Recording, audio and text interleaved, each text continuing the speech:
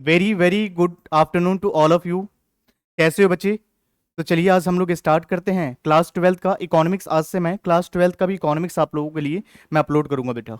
तो प्लीज़ यहाँ पे फोकस कीजिएगा। आज से मैं स्टार्ट कर रहा हूँ आपका क्लास 11 ट्वेल्थ का।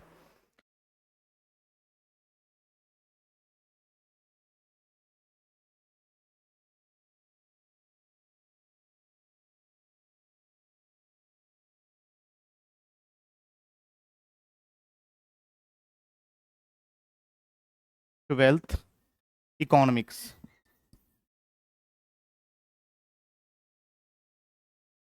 क्लास ट्वेल्थ की इकोनॉमिक्स। बहुत सारे बच्चे की भाई रिकमेंडेशन था कि सर क्लास ट्वेल्थ का ऑफलाइन क्लासेस में जब पढ़ाता हूँ तो बहुत सारे बच्चों ने कहा कि सर आप अकाउंट्स डाल रहे हैं, इकोनॉमिक्स का क्लास 11th का आपने डाला है, ट्वेल्थ का भी डाल दो जिससे कि हमें इजी हो जाए पढ़ने में। सारा कॉमर्स का हम यहीं से कर सके बेटा।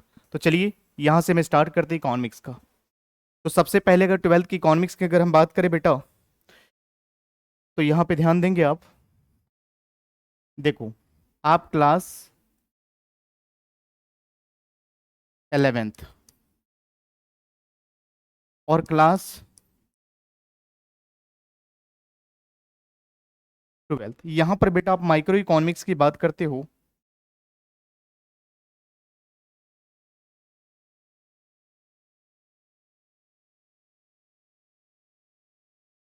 कि माइक्रो इकोनॉमिक्स क्या होता है, और यहाँ पर हम बात करते हैं बेटा macro economics.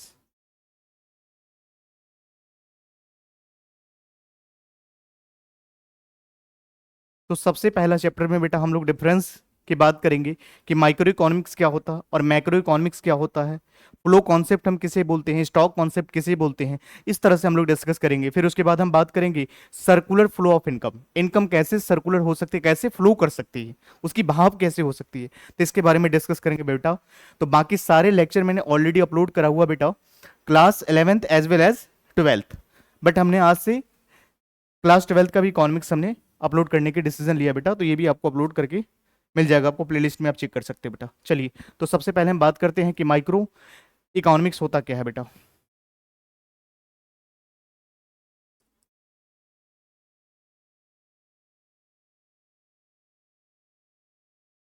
Micro economics,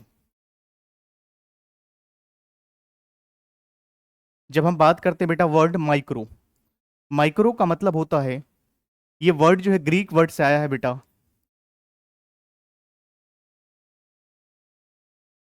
economics का जो वर्ड जो है ग्रीक वर्ड से आया है, माइक्रोस ग्रीक वर्ड, जिसका मतलब क्या होता है बेटा,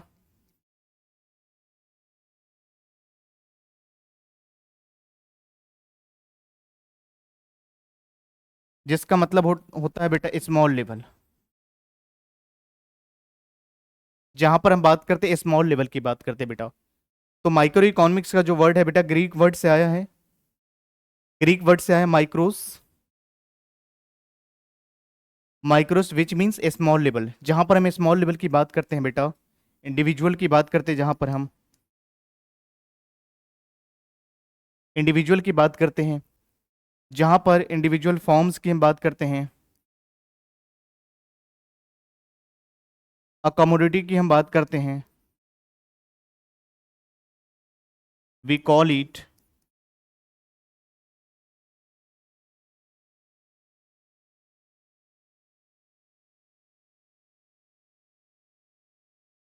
माइक्रो इकोनॉमिक्स होता बेटा। जब हम मैक्रो की अगर बात करें बेटा,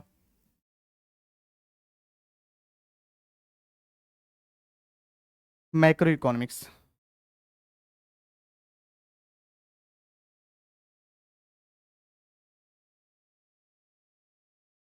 मैक्रो इकोनॉमिक्स, मैक्रो इकोनॉमिक्स का जो वर्ड जो है बेटा ग्रीक वर्ड से आया है,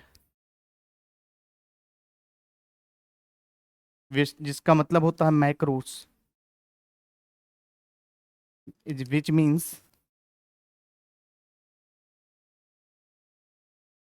लार्ज लेवल।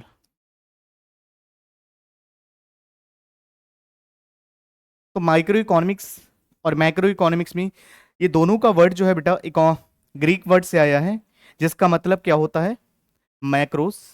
जिसका मतलब होता है लार्ज लेवल की बात करते हैं। तो माइक्रो इकोनॉमिक्स की अगर हम बात करें बेटा, तो एक इंडिविजुअल की बात करते हैं, individual form, individual industries, individual commodity, एक पर्सन की बात करें, एक कमोडिटी की बात करें, तो हम माइक्रो इकोनॉमिक्स में स्टडी करते हैं।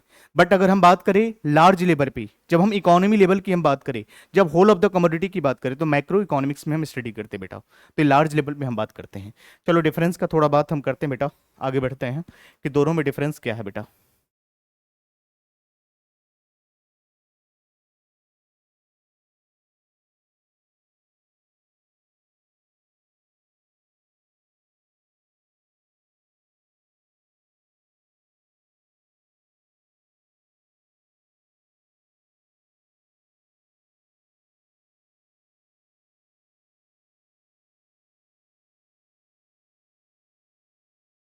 एक है माइक्रो इकोनॉमिक्स, एक है बेटा मैक्रो इकोनॉमिक्स। देखो माइक्रो इकोनॉमिक्स की ऑब्जेक्टिव जो होता है बेटा, डिटर्मिनेशन ऑफ प्राइस।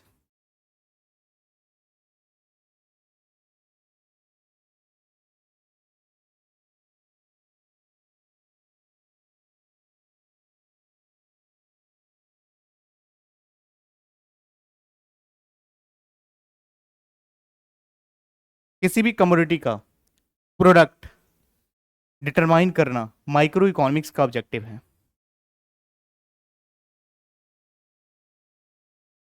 इट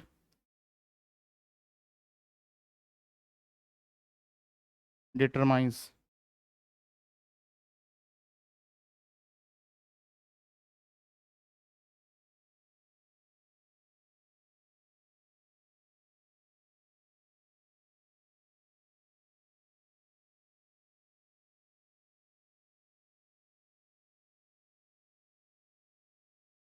तो अगर हम बात करें बेटा माइक्रो इकोनॉमिक्स की, तो इसका ऑब्जेक्टिव क्या होता है बेटा, किसी भी प्रोडक्ट की प्राइस डिटरमाइन करना, ये माइक्रो इकोनॉमिक्स की ऑब्जेक्टिव होता है बेटा।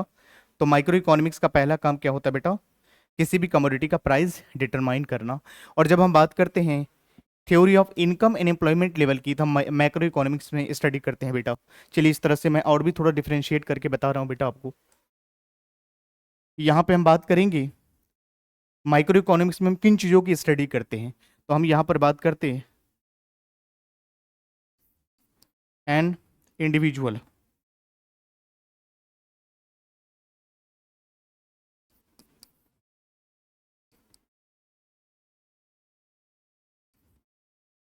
N individual firms, individual industries,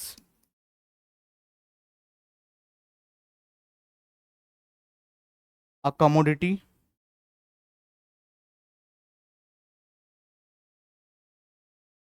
we call it micro.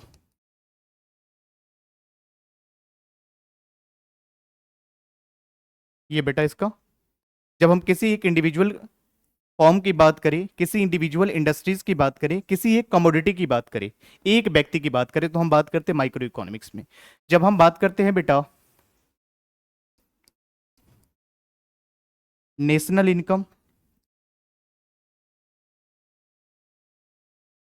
Income, GDP, poverty, उसके बाद बेटा इन्फ्लेशन एटसेट्रा, तो हम बात करते हैं बेटा मैक्रो इकोनॉमिक्स में। किसी एक कमोडिटी की बात करो तो हम बात करते हैं माइक्रो इकोनॉमिक्स में।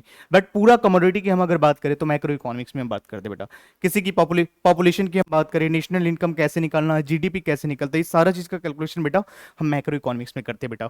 तो ये दोनों के बीच में कुछ सिमिलर डिफरेंस है बेटा। चलो आगे हम लोग बात करते हैं बेटा कि एक होता है बेटा फ्लो कॉन्सेप्ट, फ्लो वेरिएबल, और एक होता है स्टॉक वेरिएबल। दोनों में क्या डिफरेंस है।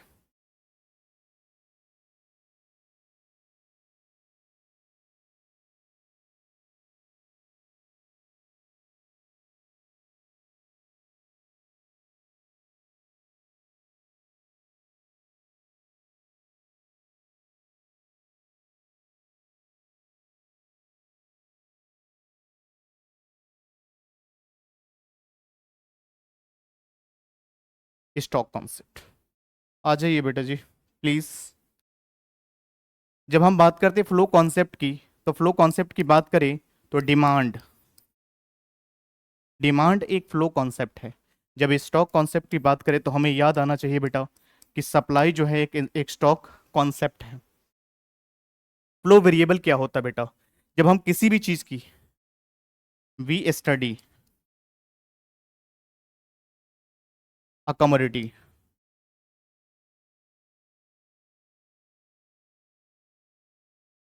अ period of times,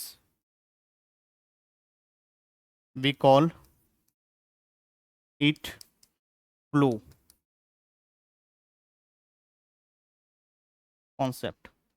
stock concept की बात करें बेटा तो किसी भी चीज की study at a point of time we call stock concept. बेटा अगर हम बात करें किन्हीं कोई भी कमोडिटी की हमें अगर स्टडी करना है एक पीरियड ऑफ टाइम में, जैसे डिमांड की स्टडी करते हुए at a particular period of time, तो हम इसलिए इसको बोलते हैं ये एक फ्लो वेरिएबल है, ये फ्लो करता है बेटा।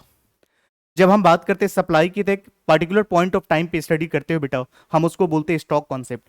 अगर हम बात करें बेटा कि पूरा, अगर इंडिया की पॉपुलेशन की बात करें पूरे ड्यूरिंग द ईयर, हम उसको फ्लो कॉन्सेप्ट के वेरिएबल के अंदर लेते हैं बेटा। और जब हम पर्टिकुलर टाइम के अंदर अगर बात करें बेटा तो हम इसको स्टॉक कॉन्सेप्ट में लेते हैं बेटा। तो इन दोनों के बीच में कुछ सिमिलर डिफरेंस है बेटा। आगे बाकी मैं आपको बताता हूं बेटा कुछ सर्कुलर फ्लो ऑफ इनकम। यहां तक प्लीज नोट कर लीजिएगा बेटा।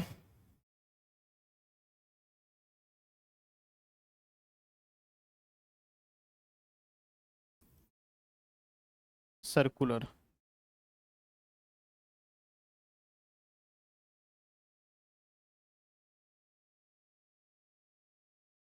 सर्कुलर फ्लो ऑफ इनकम बेटा, इनकम है, कैसे सर्कुलर फ्लो, कैसे फ्लो करेगा उसके बारे में हम डिस्कस कर रहे हैं। इसके क्या पर्सपेक्टिव होता है बेटा? तो हम एक बात करते हैं बेटा,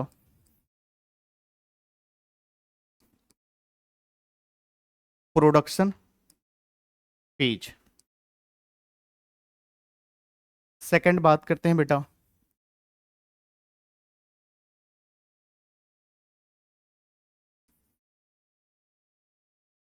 और उसके बाद बेटा हम बात करते हैं एक्सपेंसिव एक्सपेंडिचर पेज। इस तरह से इनकम आपकी सर्कुलेट होती है। सबसे पहले प्रोडक्शन,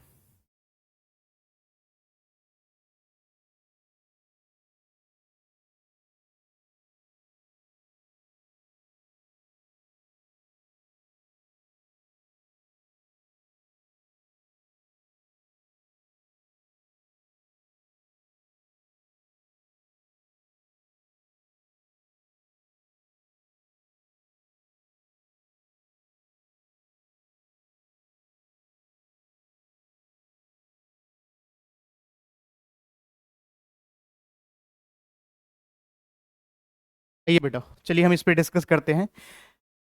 इनकम की अगर हम बात करते हैं, एक इकोनॉमी में जो इनकम हो किस तरह से सर्कुलेट कर सकते हैं, किस तरह से फ्लो करती है, उसकी बहाव कैसे होगी बेटा, तो हम बात करेंगे। सबसे पहले आप क्या करोगे बेटा, प्रोडक्शन फीस। जब तक बेटा प्रोडक्शन नहीं करोगी, जब तक इनकम जनरेट नहीं करोगे, तो कहां से आपके पास पैसा आएगा? तो यहां पर आप इनकम जनरेट करते हो बेटा। यहां पर हम बात करते हैं इनकम फेज में आप डिस्ट्रीब्यूशन ऑफ इनकम करते हो बेटा, और उसके बाद एक्सपेंसेस फेज में आप क्या करते हो, डिस्पोजिशन। तो सबसे पहले प्रोडक्शन करते हो जहां से आप इनकम को इकट्ठा करते हो, प्रोडक्शन करके इनकम आप इकट्ठा करते हो, उसके बाद उसको डिस्ट्रीब्यूट करते हो उस इनकम को, और उसके बाद जो बच जाती है आपके पास उसको आप क्या करते हो बेटा, एक्सपेंडिचर फेज डिस्पोजिशंस।